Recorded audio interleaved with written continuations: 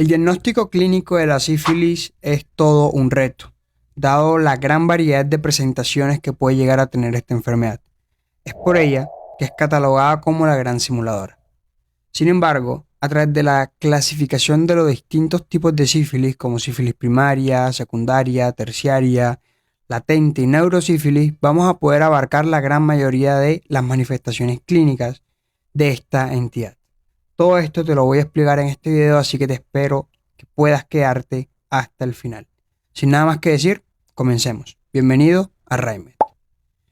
Vamos a iniciar con lo que es la sífilis primaria. Y es que cuando una persona tiene relaciones sexuales con otra persona que tiene dicha enfermedad ya de base, la probabilidad de adquirir dicha enfermedad es alrededor del 30%.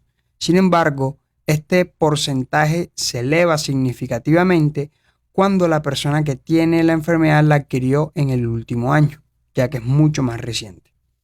Ahora, una vez se dé la inoculación del Treponema pallidum, entramos a un periodo de incubación que va de 10 a 90 días. Posterior a este periodo de incubación, aparece la primera manifestación clínica de la sífilis, que es lo que conocemos como chancro duro. El chancro duro no es más que una lesión que va a aparecer en el lugar de la inoculación. Aparece con mayor frecuencia, sobre todo en lo que sería en el pene, la vagina, ano o inclusive en la boca, de acuerdo al tipo de relaciones sexuales que tengan las personas.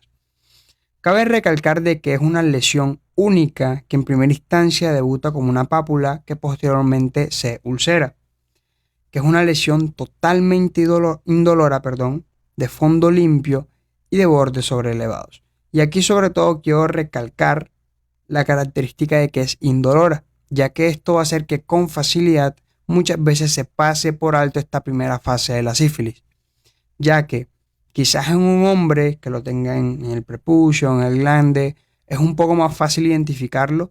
Sin embargo, por ejemplo, en una mujer que tenga una lesión en la vagina de este tipo, pues es bastante complicado, a no ser que tenga la sospecha clínica o ella misma tenga la sospecha de que tenga la entidad, poder diagnosticarlo. Entonces, esto hace tan complicado esto. Cabe recalcar de que el chancro tiene una duración de 3 a 6 semanas y que posterior a esto, sea que la persona se trate o no, él va a desaparecer.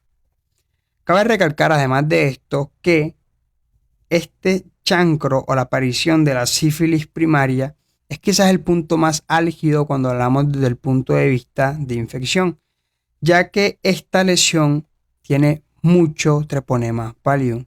Entonces, si una persona tiene dicha lesión y tiene relaciones sexuales con otra persona, en este punto es donde la probabilidad de contagio es mucho más alta. Seguido a la desaparición del chancro, viene lo que es la sífilis secundaria. Esta va a aparecer de 3 a 12 semanas posterior a la desaparición de la lesión primaria. Y aquí entra toda esa constelación de manifestaciones clínicas que puede llegar a tener la sífilis. Tenemos que los pacientes pueden debutar con síntomas constitucionales: fiebre, astenia, malestar general, mialgias, artralgias, hepatomegalia, esplenomegalia, adenomegalias, generalizadas, sobre todo las epitrocleares, son muy sugestivas de sífilis, cefalea, sudoración nocturna, pérdida de peso. Todas estas son manifestaciones que pues no nos marcan la sífilis como tal porque no son específicas, pero nos podrían llegar a darnos una luz diagnóstica frente a los distintos diagnósticos diferenciales que debemos tener en cuenta. Todo esto claramente se da porque ya el Treponema pallidum no está localizado, ya no está en ese sitio de inoculación, sino que por el contrario ya está muy diseminado en todo el cuerpo y por ende hay un compromiso sistémico. Además de esto, podemos tener algunas manifestaciones típicas, sobre todo mucocutáneas, de la sífilis, que nos podría ayudar a llegar al diagnóstico. En primera instancia tenemos la roceola sifilítica, que es una erupción macular, lesiones que tienen un tamaño alrededor de medio centímetro a 2 centímetros, que pueden comprometer todo el cuerpo. Sin embargo, tiene el predominio de comprometer lo que sería el tronco, abdomen, las extremidades y sobre todo, muy importante y muy sugestivo de sífilis, compromete tanto las palmas de las manos como la planta de los pies. Pero podemos tener otro tipo de erupciones, ya quizás erupciones no tan rojizas como las primeras, sino tirando más hacia una manifestación nigricans que también puede tener la sífilis. Además de esto, podemos tener lesiones en mucosas, como es el condiloma plano. El condiloma plano regularmente aparece cerca del sitio de inoculación, es decir, cerca de donde en primera instancia la persona tuvo el chancro. De igual forma es una lesión que tiene una cantidad de treponema pallium bastante alta, por lo que el contacto con esta lesión, si hay laceraciones desde el punto de vista sexual, pues claramente la probabilidad de tener la infección aumenta significativamente. Además de esto, podríamos tener la alopecia pulillada, que es el tipo de alopecia típico de la sífilis, en donde vemos que es una alopecia pues bastante parcheada. Además de esto, las manifestaciones clínicas de la sífilis en este punto, es decir, en la sífilis secundaria, va a depender mucho del compromiso sistémico de la entidad, donde podría llegar a desarrollar hepatitis, disfunción renal, alteración oftálmica o inclusive alteración óptica. Entonces, como pueden ver, las manifestaciones clínicas son extremadamente variables de acuerdo al sistema que se esté viendo comprometido con mayor frecuencia. Seguido a esto tenemos la sífilis terciaria. Esta aparece de 3 a 30 años posterior a la infección inicial. Es decir, la persona tuvo su sífilis primaria, tuvo su chancro, desapareció y 20, 30 años después, inclusive la literatura refiere mucho más tiempo, hasta 40, 45 años posteriores al contagio, debuta la sífilis con inflamación y destrucción sistémica, que sobre todo se va a manifestar clínicamente con 3 entidades: la sífilis cardiovascular, la goma sifilítica y el compromiso del sistema nervioso central, haciendo referencia al tablet dorsal. Respecto a la sífilis cardiovascular, hace referencia sobre todo a la aortitis sifilítica, es decir, la inflamación de la aorta, que a su vez puede traer distintas complicaciones, como serían aneurismas de la misma, una insuficiencia de la misma que a su vez perpetúe una insuficiencia cardíaca, una insuficiencia mitral, en general distintos tipos de insuficiencias valvulares a nivel cardíaco. Además de esto, podemos tener la goma sifilítica, que son lesiones duras, fibróticas, que aparecen sobre todo en paladar, en tabique nasal, pero también pueden aparecer en la superficie cutánea. Son lesiones que regularmente se ulceran y que la destrucción de la misma termina con una deformidad física bastante importante de las personas.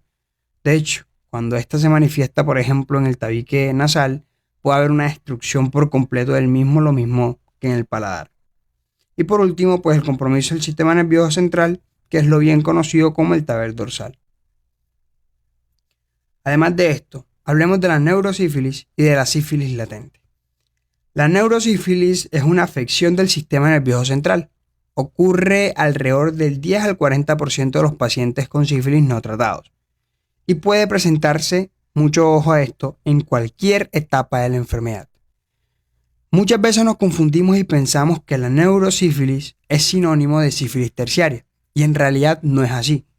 Yo puedo tener un paciente que está en una sífilis primaria, una sífilis secundaria, y me puede debutar con una neurosífilis, es decir, con el compromiso del sistema nervioso central, más exactamente una meningitis aséptica, que es la principal manifestación de la misma.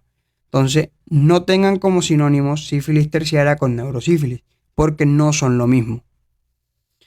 Y por otro lado tenemos lo que es la sífilis latente, que es un periodo en el cual el paciente está totalmente asintomático de la enfermedad y que solamente podemos identificarlo a través de la serología, es decir, identificar de que el paciente sí tiene la infección, pero está asintomático. Aquí sobre todo nos va a importar dos cosas: si es una sífilis temprana o una sífilis tardía, y el punto de corte va a ser 1 año. Y de acuerdo a si estamos frente a una sífilis latente temprana o una sífilis latente tardía, va a tener importancia en distintos puntos. Por ejemplo, La latente temprana, cuando es menor de un año, va a ser de gran importancia porque en este punto recordemos que hay un mayor riesgo de contagio. Por ende, estos son pacientes que deben tratarse para evitar de que la enfermedad se siga diseminando. Pero por otro lado tenemos la sífilis tardía, que esta es cuando la infección tiene más de un año o simplemente no se sabe cuándo la adquirió el paciente. También alguna literatura esto lo define como sífilis indeterminada.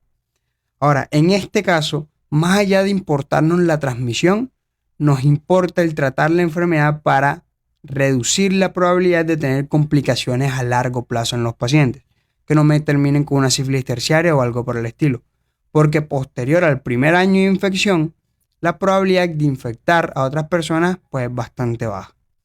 Ahora, si hablamos de complicaciones a largo plazo sobre todo, y estamos hablando de enfermedades infecciosas, quiero que también te revises este tema, la artritis séptica, un tema de gran relevancia que te va a aparecer el video fijado, que sé que te puede ayudar mucho para entender muchas complicaciones crónicas que se pueden dar en los pacientes con enfermedades infecciosas. Sin nada más que decir, culminamos con el video de hoy.